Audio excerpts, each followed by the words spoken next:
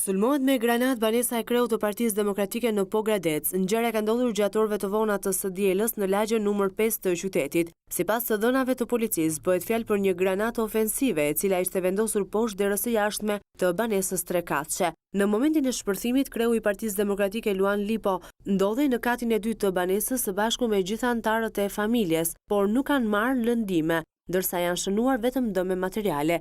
Kreu i Partisë Demokratike e konsideron ngjarjen politike. Po rreth orës 11:30 në shtëpi sa ishim shtrishën për dhomat e gjumit,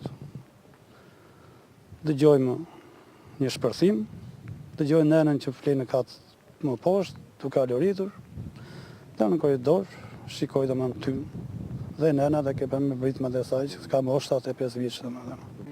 Unë kam qenë në detyrën e në prefektit, janë në kryetarin e Partisë Demokratike, që nga koriku i vitit 2012 dhe vazhdojnë të jem kryetari i Partisë Demokratike.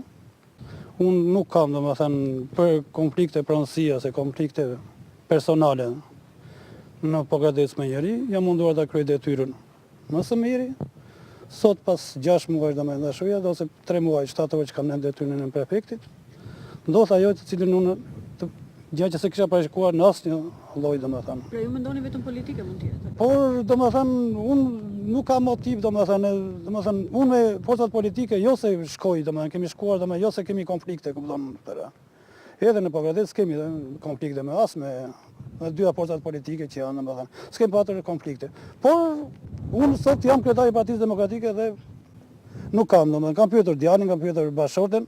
Jam familje qete, intelektuale Pogradecit, kupton, më njohin gjithë domosë njëri që jam munduar të kryej punë dhe ndihmoj njerëzit, kupton, pa dallime partijake edhe në momentin që ato që kanë patur mundësinë detyrën në prefektit.